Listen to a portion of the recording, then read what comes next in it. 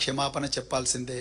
తెలంగాణ ప్రజలకు మాత్రమే కాదు, యావత్తు దక్షిణ భారతదేశం, ఉత్తర భారతదేశం, పశ్చిమ భారతదేశం, తూర్పు భారతదేశంలో ఉండే ప్రతి ఒక్క హిందువుకు, ప్రపంచంలో ఉండే అందరూ హిందువులకు, సనాతన హిందువులకు, మరి ముఖ్యంగా శివభక్తులకు మీరు క్షమాపణ చెప్పాల్సిందే.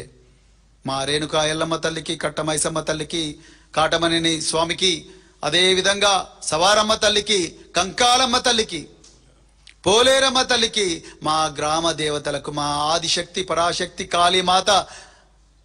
కాళీమాత అవతారాలైన ఈ తల్లులందరికీ కూడా మీరు అర్జెంటుగా క్షమాపణ చెప్పాలి. ఎందుకంటే ఆ మహంకాళి తల్లికి మీరు క్షమాపణ చెప్పాలి, మా బల్కంపేట ఎల్లమ్మ తల్లికి క్షమాపణ చెప్పాలి, మా పెద్దమ్మ తల్లికి క్షమాపణ చెప్పాలి. ఎందుకంటే ఈ తల్లుల దగ్గరికి పోయి ఈ ప్రపంచంలో అందరూ సుఖంగా ఉండాలని పూజ చేసే ప్రతి ఒక్క భక్తుణ్ణి, భక్తురాలిని మీరు ఘోరంగా అవమానించారు. మేము కూడా గాయపడ్డాం. దక్షిణ కాశీలో పుట్టిన బిడ్డగా, ఒక శివభక్తుడిగా నాకు కూడా చాలా బాధ అవుతుంది. మరి ఈ విషయాలు చెప్తూ మరొక్కసారి మరి ఇంకేమన్నా,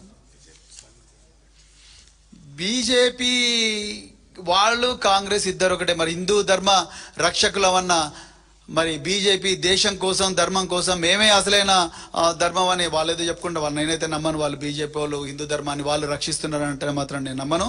కానీ వాళ్ళు ఎందుకంటే రామ మందిర్లో స్కాండలు, ఇంకొక మందిర్లో స్కాండలు, ఈ స్కాండలు, ఇవన్నీ కుంభకోణాలు అవన్నీ వీళ్ళు చేసుకుంటా, వీళ్ళు ఇవాళ మరి మూకాంబిక అమ్మవారి మీద జరిగిన ఘోరమైన ఆరోపణ, అదేవిధంగా రంగనాథ స్వామి గారి మీద జరిగిన ఆరోపణ, కంచి కామకోటి పీఠాల మీద జరిగిన ఆరోపణ, ఆది శంకరాచార్యుడి మఠాలున్న ప్రాంతం మీద జరిగిన ఆరోపణ, ఈ ఆరోపణల మీద బీజేపీ స్పందిస్తుందని నేను అనుకోవట్లేదు.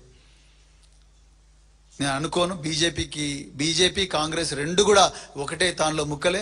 తెలంగాణలో వాళ్ళిద్దరు కూడా చెట్ట పట్టాలు వేసుకునే ప్రజల జీవితాలను కల్లోలం చేయాలని ప్రయత్నం చేస్తున్నారు. వాళ్ళు నిజంగా తెలంగాణ ప్రజలందరూ కూడా నాశనం కావాలని ఎవరైనా పూజలు చేస్తున్నారంటే కాంగ్రెస్, బీజేపీలు చేస్తున్నారు తప్ప బీఆర్ఎస్ పార్టీ కాదు. బీఆర్ఎస్ పార్టీ లోక కళ్యాణం కోసమే దేవుళ్ళ దగ్గరికి పోతుంది, శాస్త్రీయంగా బతకడానికి ప్రయత్నం చేస్తుంది, శాస్త్రీయ విద్యా విధానాన్ని ప్రోత్సహిస్తుంది, వ్యక్తిగత విశ్వాసాలను గౌరవిస్తుంది. కానీ శాస్త్రీయమైన జీవన విధానం కోసం, శాస్త్రీయమైన విద్యా విధానం కోసం పోరాడే ఏకైక party BRS party. Harish Rao గారితో, కేటీఆర్ గారితో నేను ఎన్నో గంటలు వారితో వాహనాల్లో ప్రయాణించినప్పుడు వాళ్ళ గురించి నేను ఒక్కటే నేర్చుకున్నా, తెలంగాణ తెలంగాణ తెలంగాణ తెలంగాణ. తెలంగాణ ప్రజలు ఏం చేయాలి, నిరుత్పాదక సంఘంలో ఏం చేయాలి, యువతను ఎట్లా కాపాడుకోవాలి, గంజాయి మహమ్మారిని ఎట్లా పారదోలాలి, ఫీ రియంబర్స్మెంట్స్ ఎట్లా కొట్లాడాలి, ఈ రోడ్ల గురించి ఎట్లా మాట్లాడాలి, మనం రేపొద్దున వర్షన్ 3.0 రాబోయే తెలంగాణలో రోడ్ల గురించి ఏ విధంగా ఆలోచించాలి, మన ప్రాజెక్టుల గురించి ఏ విధంగా ఆలోచించాలి, మన బనక చర్యలను ఏ విధంగా ఆపాలి, తెలంగాణ నుంచి జల దోపిడీ ఏదైతే జరుగుతూ ఉన్నదో, ఆంధ్ర ప్రాంతపు ఏజెంట్ అయిన రేవంత్ రెడ్డి గారి నుంచి జల దోపిడీ ఏదైతే జరుగుతుందో దాన్ని ఎట్లా కాపాడుకోవాలి, తెలంగాణ ప్రజలను గుండెల్లో పెట్టి మళ్ళీ ఏ విధంగా కాపాడుకోవాలి, ఈ దోపిడీ దొంగల బంధనాల నుండి తెలంగాణ తల్లిని మరొక్కసారి విముక్తి చేసి ఈ 4 కోట్ల మంది తెలంగాణ ప్రజలను ఏ విధంగా మళ్ళీ కాపాడుకొని ఒక ప్రపంచ పటంలో మళ్ళీ గొప్పగా నిలబెట్టాలన్నదే ఈ ఇద్దరు నాయకుల సాన్నిహిత్యంలో నేను గత 3 సంవత్సరాల నుంచి నేర్చుకున్న మిత్రులారా. నాతో పాటు తిరిగిన వీళ్ళందరూ కూడా వాళ్ళతో పాటు ఎన్నో సంవత్సరాల నుంచి జరుగుతున్నారు.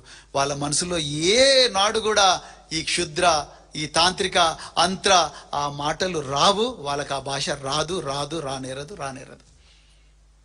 తెలంగాణ ప్రజలు సత్యాలు గ్రహించాలని చెప్తూ మరొక్కసారి మరి ప్రభుత్వం డైవర్షన్ పాలిటిక్స్ మానుకోవాలి, సబ్జెక్ట్ గురించి మాట్లాడాలి, గణాంకాలను తీసుకొని మాట్లాడదాం, ఎవరు ఏ విధంగా అన్యాయం చేస్తున్నారని దాని మీద మాట్లాడదాం, నిష్పక్షపాతంగా మాట్లాడదాం, నిర్భయంగా మాట్లాడదాం చెప్తూ ఈ అవకాశాన్ని ఇచ్చిన మీడియా మిత్రులందరికీ కూడా, వీక్షించిన తెలంగాణ ప్రజలందరికీ కూడా హృదయపూర్వక ధన్యవాదాలు చెప్తా ఉన్నా. జై తెలంగాణ.